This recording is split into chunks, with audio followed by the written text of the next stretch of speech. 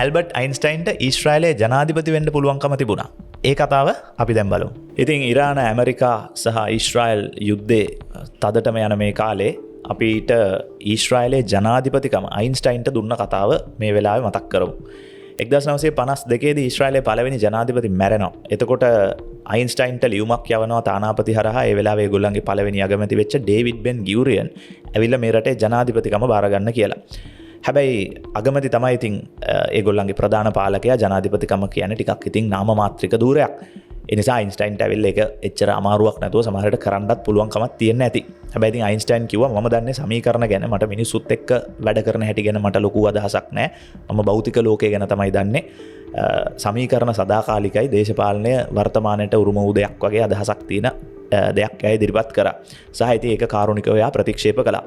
හැබැයි අයින්ස්ටයින් කියන්නේ යුදෙව්වෙක්, හිට්ලර්ගෙන් ජර්මනියෙන් පලා ගිහිල්ලා ඇමරිකාවට ගිහිල්ලා පරමාණු බෝම්බේ පවා හදන්න උදව් කරපු මනුස්සෙක්. එයා උදව් කරා සියොන්වාදී ඊශ්‍රායලයේ පිහිටුවීමට. මොකද එයා විශ්වාස කරා ඊශ්‍රායලයේ මිනිස්සුන්ට යුදෙව්වන්ට වෙනම රටක් ඕනේ කියන එක. ඒ වෙනුවෙන් එයා ගොඩක් ප්‍රොපගැන්ඩවලට එහෙම නැත්නම් ඇමරිකාව පුරා විදිමින් මේ වෙනුවෙන් සල්ලි එකතු කරා. ඒ වගේම එයා හීබ්‍රු විශ්වවිද්‍යාලයේ පිහිටුවලා ඒකේ අධ්‍යක්ෂක මණ්ඩලයේ හිටියා. ඒ වගේම එයාගේ මරණින් පස්සේ එයාගේ පත්‍රිකා එහෙම හැමදේම එයාගේ ලිපි ලේඛන සියල්ල එයාගේ බුද්ධිමත් දෙපළ ටික එයා විශ්වවිද්‍යාලයට බාර දුන්නා. අද ගොඩක් ඒවා අයිතිය තියෙන විශ්වවිද්‍යාලයට. ඉතින් මේ ඒ වගේ ගොඩක් පැතිවලින් රාජ්‍යතාන්ත්‍රික පැත්තෙන් පවා අනිත් ලෝකේ රටවල නායකයන්ගේ ඊශ්‍රායලය වෙත පිළිගැනීම ඇති කරන්න පවා අයින්ස්ටයින් තමන්ගේ සිලෙබ්‍රිටි ගතිය පාවිච්චි කරා. ඉතින් එහෙම අයින්ස්ටයින් එක දෙයක් ගැන හැබැයි බය වුණා.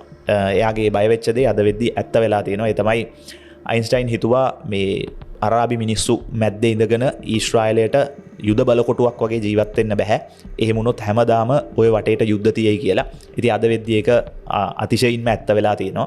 ඒ නිසා අයින්ස්ටයින් විශ්වාස කරපු දෙයක් තමයි ඊශ්‍රායලය බයි නැෂනල් ස්ටේට් එකක්. එහෙම නැත්නම් ද්විජාතික රාජ්‍යයක් බවට පත්විය යුතුයි කියන එක. හැබැයි කවදාවත් දේශපාලඥයෝ ඒ තත්ත්වයට ඒ රට ගෙනිච්චේ නැහැ. ඒ වගේම පලස්තීනය ගැනත් අයින්ස්ටයින්ට බොහොම මානුෂිකවාදී හැඟීමක් තිබුණා. ඉතින් අයින්ස්ටයින් ඇතුළේ තිබ්බේ මානුෂිකවාදී හැඟීම් බොහෝ දේශපාලන නායකයෝ තුළ අපි ලේසියෙන් දකින්නේ නැති නිසා අද පවතින තත්ත්වයට පාර කැපිලා තියෙනවා. සරලව කිව්වොත් අයින්ස්ටයින් හරි අහිංසක මිනිස්සෙක් හැටියට කෙනෙක්ට පේනවා නම් ඒකත් සාධාරණයි. එයා හැම වෙලෙම විශ්වාස කරා අරාබි මිනිස්සු සහ ඊශ්‍රායලයේ යුදෙව් ජාතිකයෝ එකට ජීවත් වෙන්න ඕනේ සමගියෙන් එහෙම කියලා. ඉතින් එයා බය වෙච්ච ප්‍රධානම දේ අද වෙද්දී ඇත්ත බවට පත් වෙලා තියෙනවා. ඒක කනගාටුදායක කරුණක්. අපි අලුත් වීඩියෝ එකකින් හම්බ වෙමු.